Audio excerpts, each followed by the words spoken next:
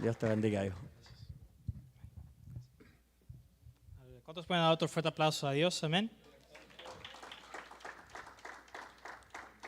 Y si se pueden poner de pie, por favor, hermanos. Amén. Que Dios los bendiga.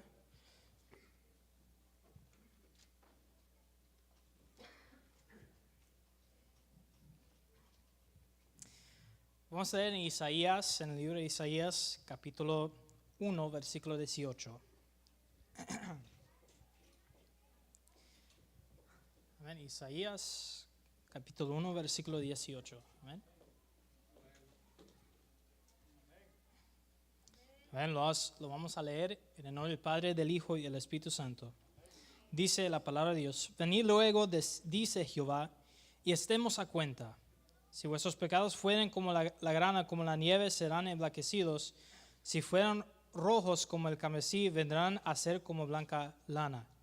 Pero la parte más importante que vamos a enfocar, hermanos, es la primera parte. Venid luego, dice Jehová, y estemos a cuenta. Amén. Ustedes van a saber por qué. Van a saber por qué. Pero vamos a orar para que Dios bendiga esta palabra, para que sea Dios dirigiendo este mensaje y que sea le abriendo nuestros corazones. Amén. Dándonos más entendimiento, sabiduría, y no sabiduría humana, sino sabiduría que viene de parte de Él directamente, hermanos. Amén. Vamos a orar. Yo les pido que si pueden levantar sus manos, por favor. Amén. Para bendecir esta palabra. Te damos gracias, mi Dios, al Dios Padre, al Dios Todopoderoso, al Dios más grande y poderoso. Le damos gracias por todo, mi Dios. Le damos gracias por esas alabanzas, Señor, tan hermosas, Señor. Jesús, gracias por estar aquí con nosotros. Y te pedimos, mi Dios, que seas tú, Padre Santo, bendiciendo esta palabra y ungiéndonos, Señor Jesús, y llenándonos más de su presencia. Danos entendimiento, mi Dios. Abre nuestras mentes, nuestros corazones, mi Dios, para que podamos recibir esa palabra y que seas tú hablando a través de mi persona, Señor. Que seas tú dando esta palabra, Señor Jesús, dirigiendo todo lo que voy a decir, mi Dios. Te damos gracias y te damos honra, Padre Santo, en el nombre del Padre, del Hijo y del Espíritu Santo. Amén y amén. Amén. Se pueden sentar, hermanos. Amén. Pues, hermanos, nosotros con los jóvenes hemos estado con un tema hablando sobre la controversia, porque muchas personas no quieren tocar los puntos difíciles, ¿verdad? O que son, digamos, que causa controversia, ¿verdad? Y después de eso, cuando nosotros estuvimos hablando de eso por un mes seguido, casi 2 meses, y al final yo di un mensaje sobre por qué nosotros debemos creer en Dios. ¿Por qué debemos creer en Dios? Y hoy vamos a hablar un poco más sobre eso. Y voy a entrar más profundamente que el mensaje que yo di con los jóvenes. Y con los jóvenes yo di un argumento sobre por qué es que nosotros debemos creer en Dios. Pero hoy vamos a hablar sobre 7 argumentos sobre la existencia de Dios. Amén. Y vamos a entrar en eso. ¿Y tú sabes por qué es importante? Es porque es importante. El tema es un Dios digno de creer. 7 razones para saber que es real. Voy a despertar los hermanos en este momento con unas preguntas. Amén. Amén. Y va a ser una confrontación, pero va a ser una confrontación con amor. Amén. Con amor. ¿Okay? Cuando nosotros decimos la verdad a alguien, o cuando alguien está predicando aquí, con amor no significa que no va a doler. Amén. Amor es diciendo la verdad. Y nosotros sabemos que cuando recibimos la verdad, a veces nosotros no lo recibimos muy bien, ¿verdad? Pero voy a hacer una confrontación. Y la primera pregunta es: ¿por qué crees en Dios? ¿Por qué crees en Dios? Y vamos a ir al base, vamos a ir al fundamento de nosotros como cristianos. ¿Por qué creemos en Dios? Pero más personalmente, ¿por qué es que usted cree en Dios? Y yo no te estoy preguntando porque tu pastor, porque nuestro pastor cree en Dios. Yo no te estoy preguntando por eso. Ni porque tus padres, los jóvenes, o tal vez algunos aquí que todavía tienen sus padres, ni porque tus padres creen. Yo estoy preguntando a ti, a usted, a todos. Si mañana tu hijo, a los que tienen hijos, ¿amén?, o tu compañero de trabajo, un joven en la escuela, con los jóvenes, en sus estudios, en sus trabajos, te preguntará, ¿por qué debo creer en Dios? ¿Por qué debo de creer en Dios? ¿Qué responderías? ¿Qué responderías a esa pregunta?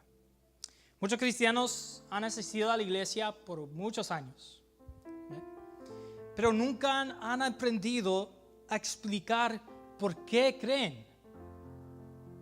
¿Por qué es que usted cree en Dios?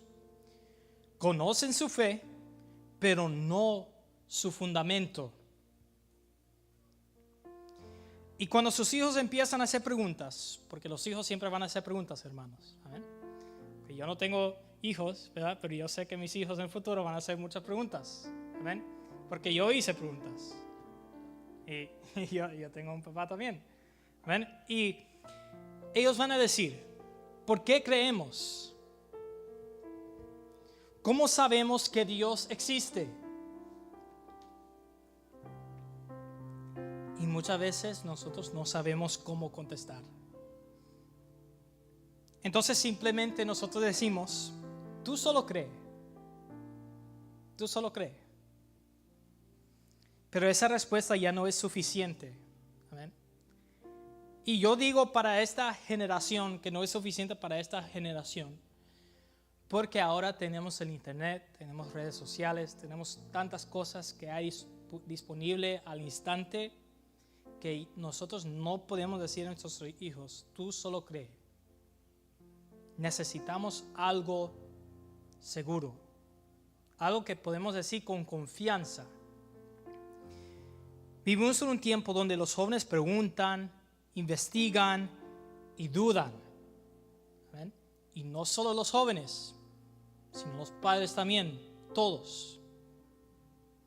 Y si nosotros como padres, o todos y creyentes, no les damos las respuestas, el mundo se las dará. Si nosotros no damos la respuesta, el mundo va a dar la respuesta.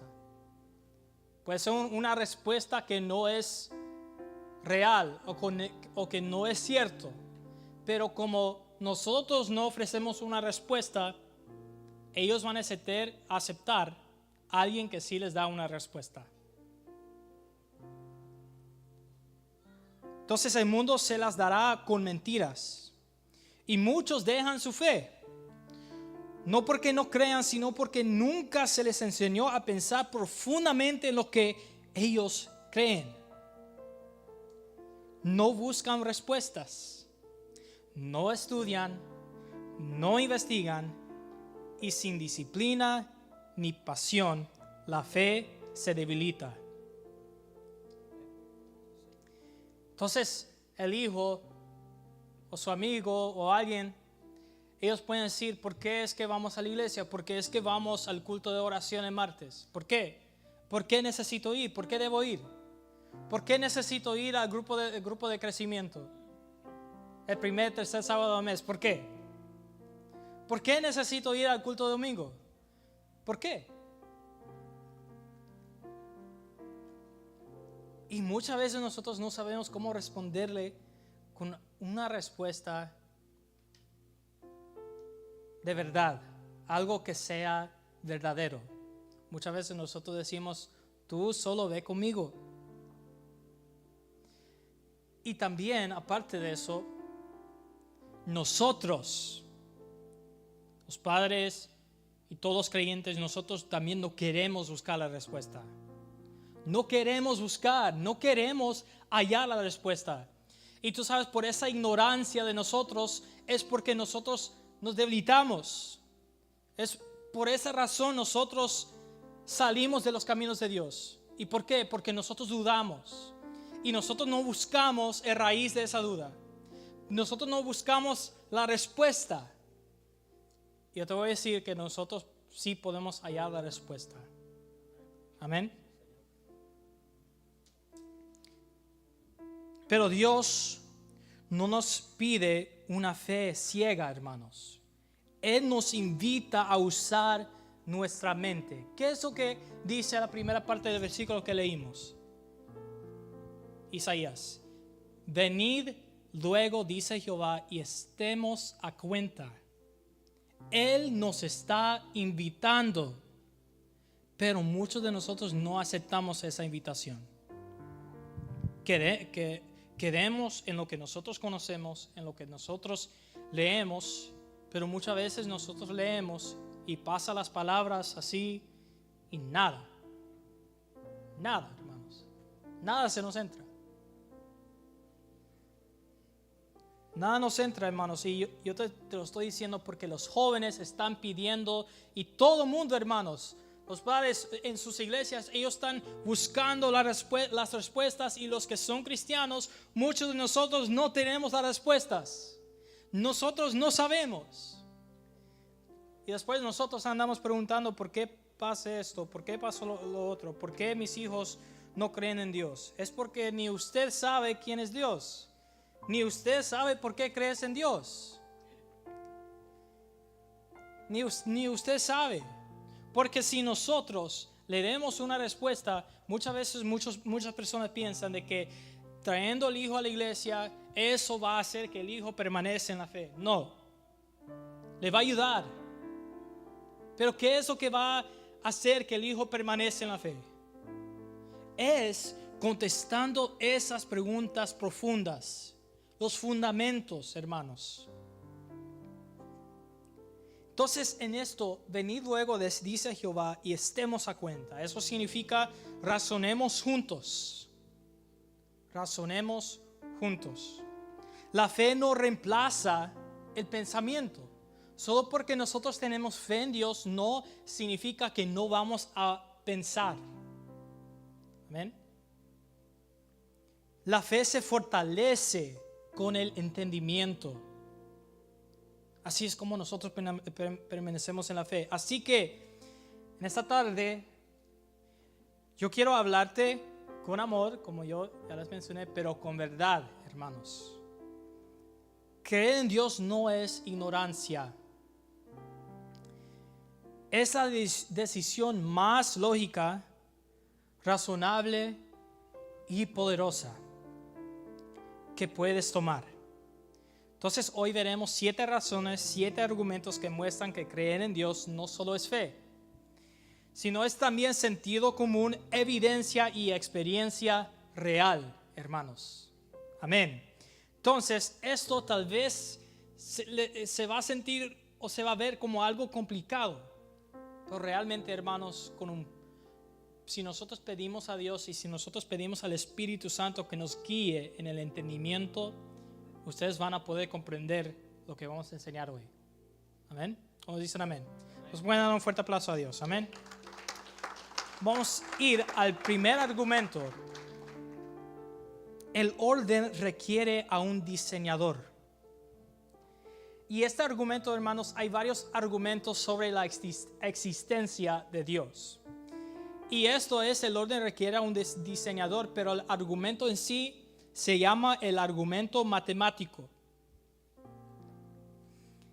El universo no es caótico, hermanos, ¿verdad? El universo no es caótico, ¿verdad? ¿Ustedes lo creen? Es preciso, bien preciso.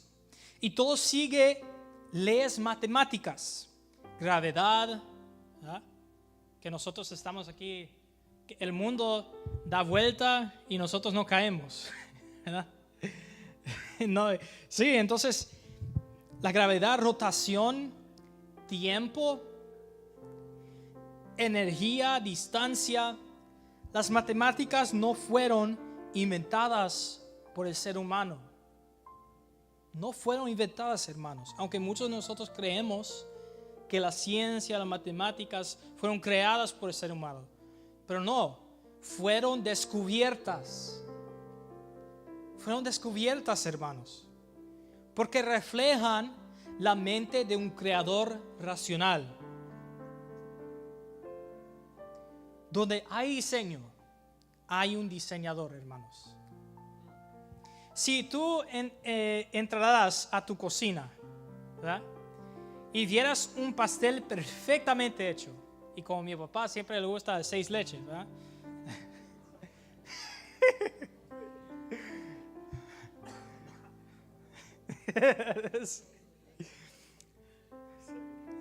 Doble.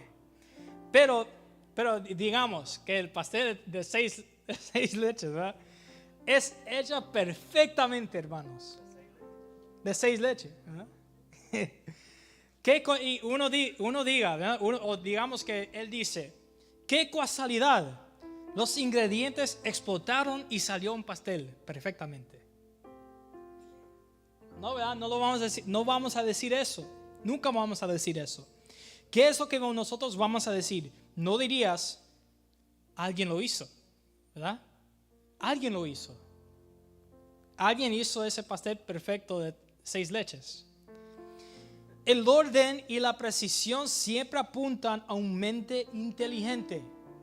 Entonces, cuando nosotros tenemos nuestras celebraciones y muchas veces muchas personas traen comida y nosotros no sabemos quién hizo cada comida que se trae. Y hasta yo, cuando yo ando comiendo, yo estoy probando, ¿y quién hizo esto? Y no sabemos, ¿verdad? A veces no sabemos, pero nosotros preguntamos automáticamente, ¿quién lo hizo? ¿Verdad? No decimos, este apareció de la nada, ¿verdad? No apareció de la nada. Entonces, así también, el universo con su exactitud matemática apunta al Dios creador. Así como vemos un pastel, así como vemos la comida y preguntamos quién lo hizo, apunta a la persona que lo hizo. El universo nos apunta al Dios creador. Amén. Vamos a poner un fuerte aplauso a Dios. Y no solo vamos a decir, yo no solo le voy a decir palabras, sino que vamos a ver los versículos, qué es lo que Dios nos está diciendo en la Biblia. En Salmos 19:1 dice, los cielos cuentan la gloria de Dios y el firmamento anuncia la obra de sus manos. ¿Quién escribió este salmo, hermanos? David. Escribió esto mirando las estrellas. ¿Ven? Y él entendió que el universo entero predica sin palabras, que exista un creador de orden y belleza. Cuando él vio esas estrellas, eso lo apuntó al creador. En Job 38, del versículo 4 al 5, dice, ¿dónde estabas tú cuando yo fundaba la tierra? Házmelo saber si tienes inteligencia. ¿Quién ordenó sus medidas, si lo sabes? ¿O quién extendió sobre ella cordel? Entonces Dios confronta a Job, recordándole que la creación no fue casualidad, sino que fue medida, planeada y diseñada por medio de él, hermanos. Y Dios le dio a Noé medidas específicas también, hermanos, para construir el arca. Eso demuestra que Dios obra con exactitud, no con desorden. El mismo Dios que midió el arca, midió el universo, hermanos. Entonces las matemáticas no son el lenguaje de Dios en la creación. Si hay leyes, debe haber un legislador. El orden no nace del caos, hermanos. ¿Ah? Una cosa que yo les quería como otro ejemplo. ¿Verdad? Cuando uno ve un partido de fútbol, ¿verdad? ¿Cuántos saben de fútbol, ¿verdad? Aquí. Hay unos que son barcelonistas aquí, ¿verdad? Pero los barcelonistas, amén, había un tiempo donde se llama el tiki-taka, ¿verdad? Que era cuando ellos pasaban el balón pero con fluidez, un toque. Y muchos de ellos dicen esa palabra, pero ellos siempre decían, siempre dicen, ese tiki-taka alguien lo hizo. El tipo de juego que están haciendo, alguien hizo tácticas e instrucciones a los jugadores para que hicieran eso. También, digamos, yo estoy usando mi entendimiento del fútbol, ¿verdad? Yo no sé, muchos no saben, pero los que saben de fútbol saben. Como Atlético Madrid, que son bien defensivamente, hay alguien que puso instrucciones y tácticas a ese juego, a cómo ellos juegan, y es el entrenador. Entonces, nosotros, las matemáticas son el lenguaje de Dios en la creación. Si a les debe haber un legislador, el orden no nace del caos, sino el orden revela a un Dios de propósito, hermanos. Así como esa persona hace esa comida con un propósito, amén, para satisfacernos, ¿verdad? Para satisfacer la persona que lo está ofreciendo, amén, para satisfacer su, ¿qué? ¿Sí? Entonces todo hay un propósito para Dios. Eso es el argumento matemático, hermanos. Amén. ¿Cuántos pueden dar un fuerte aplauso a Dios? Amén.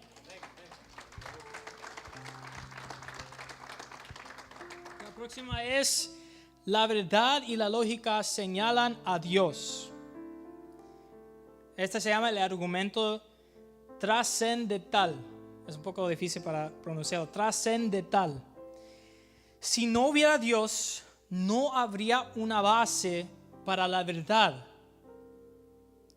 la lógica o la razón. Esto posiblemente sus mentes van a doler un poco porque hay que pensarlo un poco, ¿verdad? Pero eso es lo que necesitamos hacer. Necesitamos ejercitar nuestras mentes, hermanos, ¿saben? Entonces, sin un creador racional, ¿cómo confiaríamos en una mente creada por casualidad, hermanos? ¿Amén? Solo si nosotros fuimos hechos por un Dios de razón. Tiene sentido que podamos pensar racionalmente. La verdad no cambia con el tiempo ni con la cultura, porque Dios no cambia. Amén. Si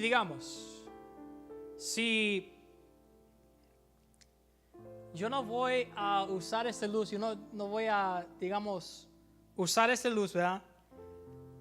Para negar que la luz existe, ¿verdad?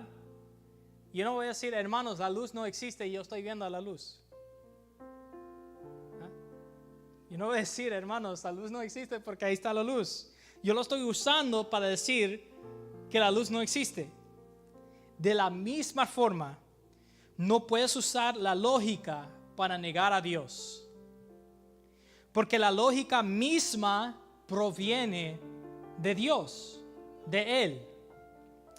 Dice en Juan, libro de Juan, capítulo 1, versículo 3 a 4, dice: todas las cosas por Él fueron hechas, y sin Él nada de lo que ha sido hecho fue hecho. En Él estaba la vida, y la vida era la luz de los hombres. Entonces Jesús usa la palabra griega logos, palabra, que significa palabra, que también significa razón o lógica. Jesús es la fuente del pensamiento, amén, de la verdad y del orden del universo. También vamos a leer Proverbios 2:6. Porque Jehová da la sabiduría, y de su boca viene el conocimiento y la inteligencia. Entonces, la sabiduría verdadera no se obtiene solo por el estudio, solo por estudiar, sino que se recibe de Dios, hermanos. Amén. ¿Cuándo dicen amén? Porque tú sabes por qué. Hay una historia de alguien que pidió algo y lo recibió. ¿Y quién se lo dio? Salomón pidió sabiduría, no riquezas. Y Dios le dio entendimiento y sabiduría. Y eso vino de Él, de Dios. Eso demuestra que la razón y la inteligencia son dones divinos. Entonces, si la verdad y la lógica existen, entonces debe existir una mente perfecta que las originó. Amén. Esa mente es ¿quién? Cristo. Es Dios. ¿Cuántos pueden dar un fuerte aplauso a Dios? Amén. Próximo argumento. Dios es necesario, no opcional. Amén. Él es necesario. ¿Cuántos saben que Él es necesario? Entonces ustedes van a buscar este argumento. Amén. Se llama el argumento ontológico. Todo lo que existe tiene una causa. Todo lo que existe. Pero algo tuvo que existir primero, sin ser causado. Ese ser eterno sin principio ni fin es ¿quién? Es Dios. Si Dios no existiera, nada existiera. Es como una bombilla no puede encenderse sin ¿qué? Electricidad, ¿verdad? La existencia del universo es como la luz. Depende de una fuente eterna. ¿Que es quién? Es Dios. ¿Ven? Y vamos a leer unos versículos que ayuda para entender ese argumento. Éxodo 3:14. Y respondió Dios a Moisés: yo soy el que soy. Y dijo: así dirás a los hijos de Israel: yo soy, me envió a vosotros. Dios se revela a Moisés no con un nombre temporal, no con Caleb, no con José, no con Juan, no con Pablo. Yo soy, tú sabes, ¿cuáles son otros nombres? Muchos nombres, ¿verdad? Entonces Dios se revela a Moisés no con un nombre temporal, así como los nombres que nuestros padres nos han dado, sino con su naturaleza eterna. Él dice: yo soy el que soy. Él simplemente es. Amén. Amén. Vamos a leer también en Hechos 17, 24, 25. Dice: el Dios que hizo el mundo y todas las cosas que en él hay, siendo Señor del cielo y de la tierra, no habita en templos hechos por manos humanas, ni es honrado por manos de hombres, como si necesitase de algo, pues Él es quien da a todos vida y aliento y todas las cosas. Entonces Pablo habló ante los filósofos de Atenas, explicando que Dios no depende de nosotros. Él no depende de nosotros, hermanos. Nosotros dependemos de Él. Amén. ¿Cuántos dependen de Dios? Entonces, antes de que existiera el tiempo, Dios ya existía. Génesis 1:1. En el principio creó Dios el mundo. En el principio, Dios es el principio, hermanos.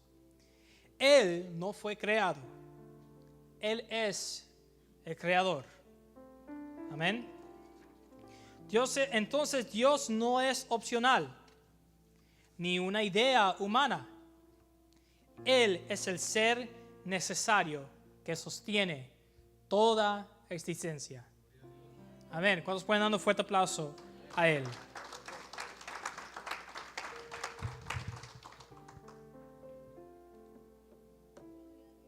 Ok, todavía tenemos tiempo. Amén.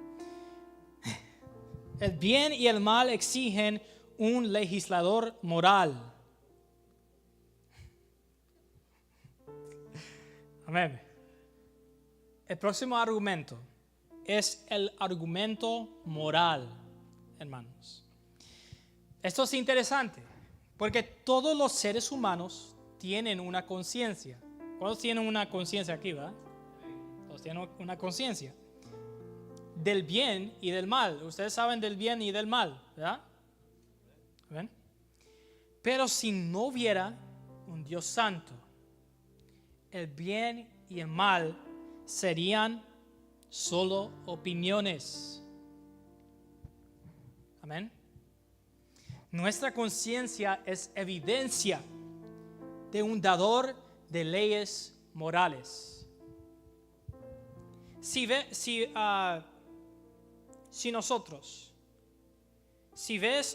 una señal de alto en la carretera, sabes que alguien la puso ahí. Así también tu conciencia es la señal que Dios puso en tu corazón. Amén. Vamos a dar unos versículos. Romanos 2, 14 a 15. Dice, porque cuando los gentiles que no tienen ley hacen por naturaleza lo que es de la ley, estos, aunque no tengan ley, son ley para sí mismos, mostrando la obra de la ley escrita en sus corazones y dando testimonio su conciencia y acusándoles o defendiéndoles sus razonamientos. Eso significa que la moralidad viene de Dios, no de la cultura, hermanos. Viene de Dios. También Miqueas 6:8 dice, oh hombre, Él te ha declarado lo que es bueno. Amén. Esto es importante. Él, ¿quién es Él? Te ha declarado lo que es bueno. ¿Y qué pide Jehová de ti? Solamente hacer justicia y amar misericordia y humillarte ante tu Dios. Dios le recuerda a Israel, está recordando a Israel, que la bondad no se define por la sociedad, hermanos, sino por Él mismo. Amén. Es como un ejemplo, como David pecó con Betsabé. Su corazón fue turbado aún antes de ser confrontado por el profeta Natán. Su corazón fue turbado aún antes. ¿Y por qué? Porque él ya sabía que lo que él hizo el mal. Su culpa era el testimonio de la ley de Dios escrita en su corazón. Entonces el bien y el mal no existen por consenso, sino existen porque Dios es santo. Amén. La conciencia humana es la voz de Dios en su corazón. No, la voz de Dios dentro del alma. ¿Cuándo dicen amén? Ahora, ya que estamos hablando de la conciencia, ahora vamos a entrar al argumento de la conciencia. Amén. La mente revela un creador espiritual. Amén. Esto es un argumento bien, me gusta mucho este argumento, hermanos, porque la ciencia puede estudiar el cerebro. ¿Tá? Ellos pueden estudiarlo lo más profundamente, ellos lo pueden estudiar, pero no puede explicar el alma. Ellos no pueden explicarlo y aunque quisieran, no lo van a poder entender o explicar. Pensamientos, sueños, creatividad, amor, no se pueden medir. Amén. Por la ciencia. Eso prueba que somos más que materia. Amén. ¿Cuántos son más que materia aquí? Tenemos un espíritu soplado por Dios. Y ustedes van a ver por qué. ¿Por qué digo eso? Que el espíritu soplado por Dios. En Génesis 2:7 dice: entonces Jehová Dios formó al hombre del polvo de la tierra. ¿Y qué? Y sopló en su nariz aliento de vida. Y fue el hombre un ser viviente.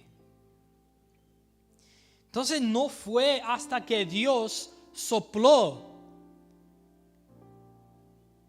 su espíritu que el hombre se volvió un ser viviente.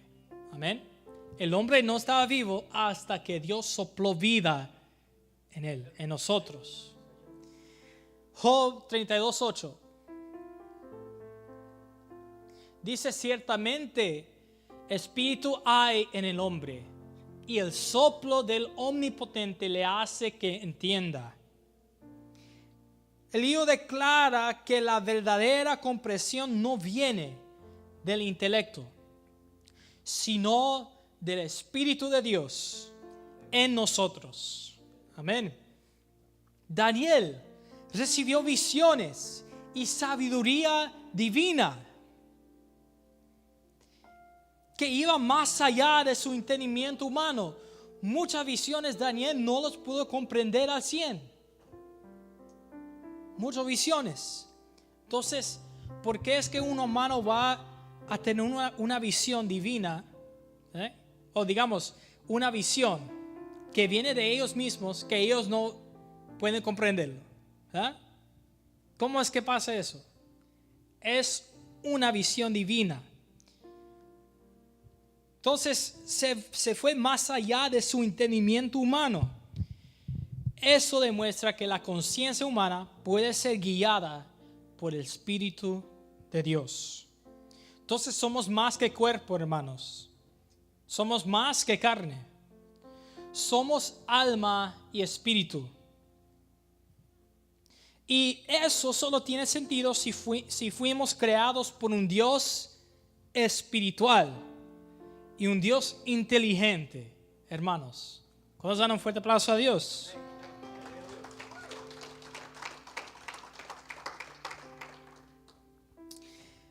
Ahora vamos al próximo argumento. La historia y la evidencia confirman su realidad. ¿Ven? Esto es el argumento evidencial. ¿Ven? Este argumento también me gusta mucho. Me gustan todos los argumentos. La fe cristiana no se basa en mitos o en sentimientos, sino en hechos históricos. ¿Ven? Jesús vivió. Yo no sé si ustedes recuerdan la última vez que prediqué. Yo les di prueba que Jesús existió. Y Él vivió. Y por medio de 500 testigos, Él resucitó. Y los reyes y los líderes romanos después contaron de Jesús. Entonces hay evidencia que Él murió, que Él resucitó. Y esa evidencia hay evidencia fuera de la Biblia que yo ya les mencioné. En la última predicación, aquí es donde va un poco la conexión. A mí yo tengo una pasión para que nosotros podemos reforzar nuestra fe en Dios, nuestro creer en Dios. Por eso es que yo prediqué de Jesús la última vez, que Él realmente existió, para que no tuviéramos o para que no tengamos duda de que si Él existió o no. Si nosotros estamos adorando a Jesús, ¿de qué sirve si nosotros dudamos si Él fue real o no? Por eso prediqué de eso la vez pasada. Y ahora estoy yendo al fundamento de que ¿por qué debemos creer en Dios? Entonces, hay evidencia fuera de la Biblia que lo confirma. La resurrección es uno de los eventos más documentados en la historia antigua, hermanos. Entonces, si cientos cruzan un puente y no se cae, confías en que es seguro, ¿verdad? ¿Verdad, hermanos? Si cientos cruzan un puente y no se cae, confías en que es seguro, ¿verdad? Si está moviendo un poco algo, entonces como que uno no quiere salir, ¿verdad? Uno no quiere pasar, pero así también la fe cristiana ha sido probado por siglos y nunca ha fallado. Amén. Vamos a ver unos versículos, Hechos 17, 31. Por cuanto ha establecido un día en el cual juzgará al mundo con justicia por aquel varón a quien designó, dando fe a todos con haberle levantado de los muertos. Entonces, Pablo dijo que Dios ha dado fe a todos con haber levantado a Jesús de los muertos. Entonces, él presentó la resurrección como prueba, no solo creencia, sino que prueba también. Aquí es donde viene el argumento evidencial. Prueba. 1 Corintios 15:6. Sí, ahí está. Después apareció a más de 500 hermanos a la vez, de los cuales muchos viven aún y otros ya duermen. Hermanos, yo les voy a decir que muchas figuras históricas han tenido testigos de tal vez 100 personas, 50 personas, 10 personas, y muchas personas lo toman como algo real. Que si una persona escribió un libro hace 1000 años de alguien que existió, muchos lo van a creer. Y aquí fueron más de 500 hermanos a la vez, de los cuales muchos viven aún y otros ya duermen.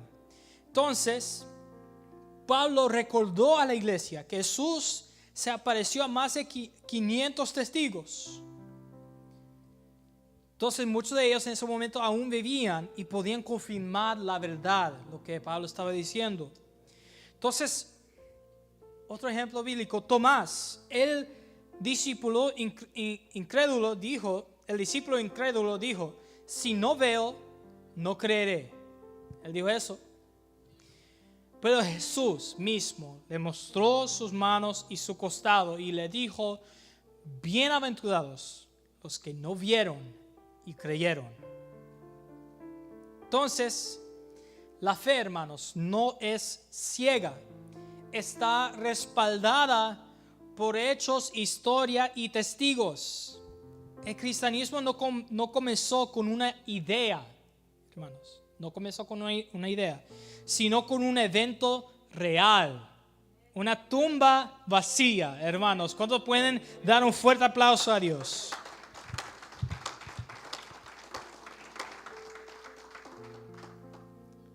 Vamos a ir al último argumento, hermanos. El argumento de la experiencia personal. El Dios que transforma vidas. Este argumento es un poco difícil usar este argumento con otras personas porque ellos van a decir porque esa experiencia fue personal contigo. Entonces, por eso es que yo dejé esto por último. Este argumento es más para reforzar nuestra fe. Y también posiblemente si Dios toca el corazón de la otra persona, si tienes un testimonio grande o un gran cambio en su vida, sí puede trabajar en otra persona, así la otra persona lo puede creer en ese argumento de la experiencia personal. La prueba más poderosa de la existencia de Dios es una vida transformada. Amén. Cuando alguien se encuentra con Cristo, su historia cambia. Dios no es solo una creencia, sino es una experiencia viva, hermanos. No es algo del pasado. Es algo que vive. Entonces, puedes escribir la miel todo el día, ¿verdad? Pero una sola cucharada te dirá más que 1000 palabras. Una experiencia con Dios vale más que 1000 argumentos. Una experiencia personal.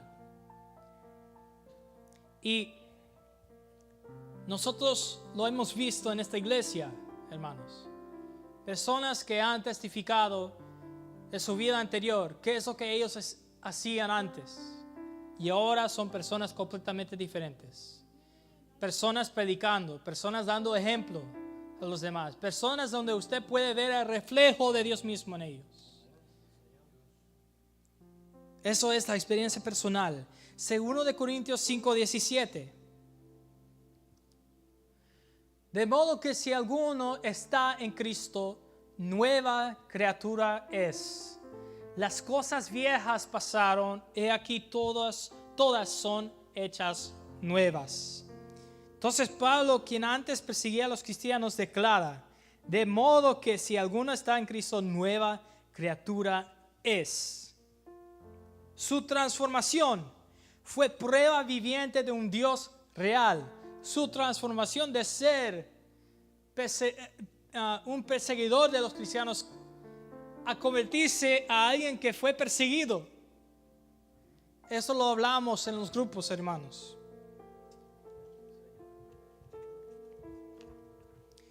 Y Juan 9:25. Entonces él respondió y dijo: si es pecador, no lo sé. Una cosa sé, que habiendo yo sido ciego, ahora veo.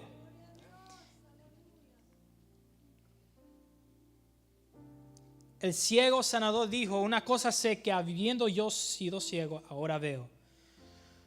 Él no tenía un argumento teológico, hermanos. Él tenía un testimonio. Saulo de Tarso, el perseguidor, se convierte en Pablo, el predicador. Una vida transformada es la evidencia más clara de un Dios que vive y actúa, hermanos. Entonces nadie puede negar una transformación real porque esa persona lo está viviendo. Nadie lo puede negar. El Dios que creó el universo también cambia corazones. ¿Cuántos pueden dar un fuerte aplauso a Dios?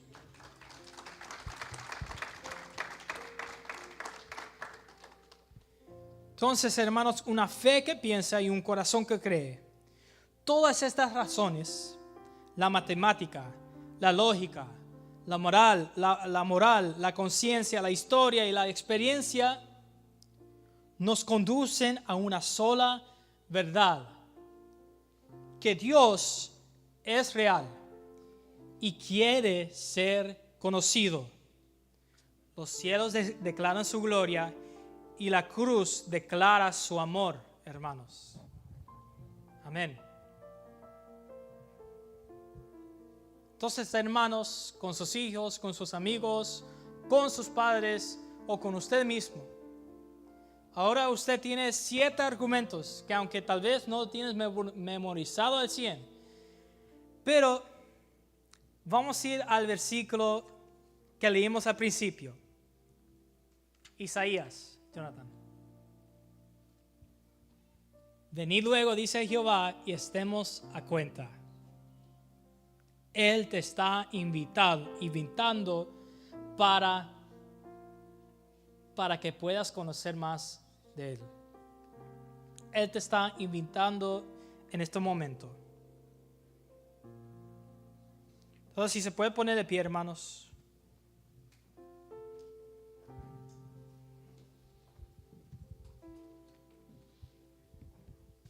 Si nuestro hermano Jonathan puede pasar.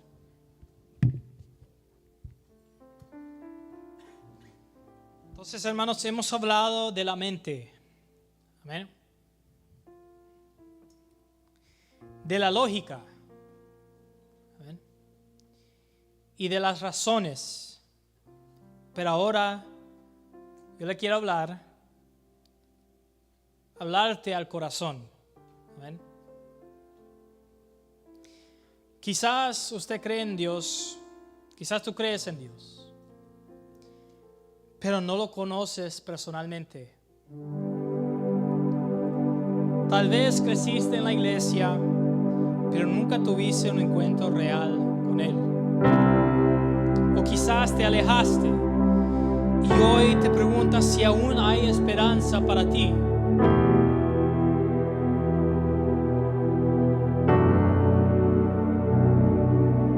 Déjame decirte esto con amor. El mismo Dios que creó las galaxias también conoce tu nombre. El mismo Dios que ordenó el universo puede poner orden en tu vida. Si Dios pudo hacer que todo trabajara en este universo, ¿cómo Él no lo va a poder hacer en tu vida? Tú no eres un accidente. Tu vida tiene propósito porque fuiste creado por un Dios digno de creer. Si esta tarde ustedes sienten, si tú sientes que tu fe se ha enfriado, si has tenido dudas en Dios, en Jesús, o si simplemente quieres empezar de nuevo, hermanos, Dios te está llamando. Dios te está llamando.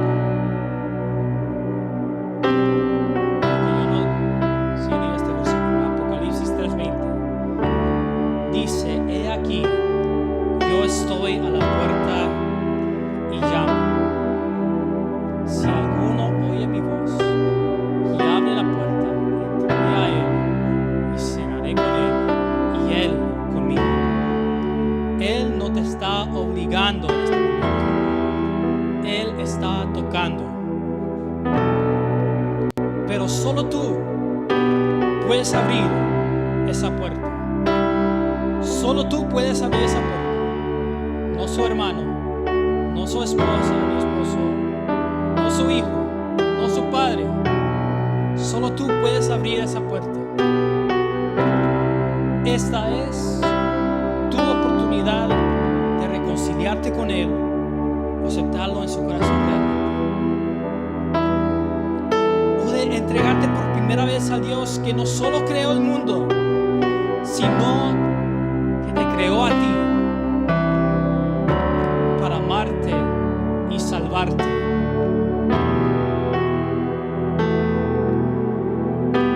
Si tú dices hoy, yo quiero creer en este Dios,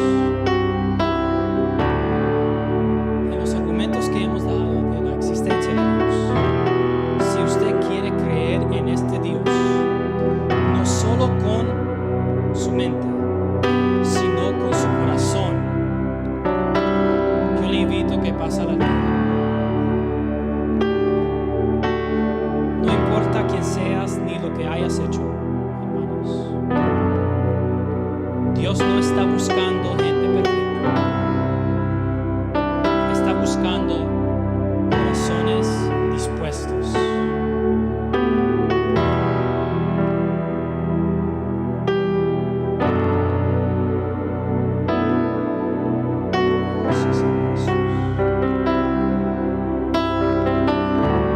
Hoy puedes decir,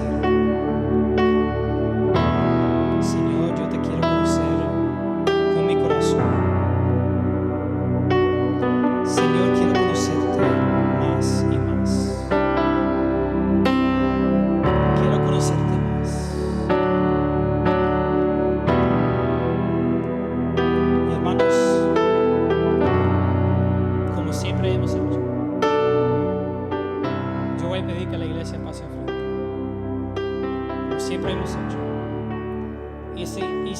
tiempo cambias tu mente, hay tiempo.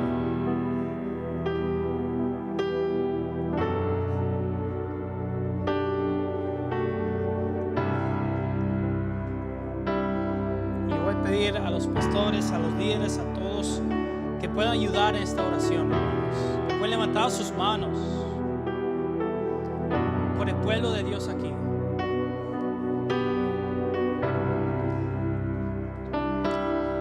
Ahora podemos decir: Señor, quiero conocerte como el Dios que razona, pero también como el Dios que salva. Quiero creer en ti, Señor, pero también quiero caminar contigo. Aparte de esto, aparte de saber cómo argumentar de la existencia de Dios y para restablecer nuestra fe en Él, nosotros necesitamos caminar con Él, caminar con el Maestro.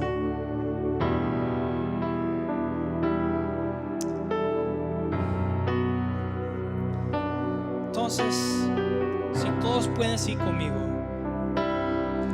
Señor, quiero conocerte como el Dios que razona, pero también como el Dios que salva. Quiero creer en ti, pero también quiero caminar contigo.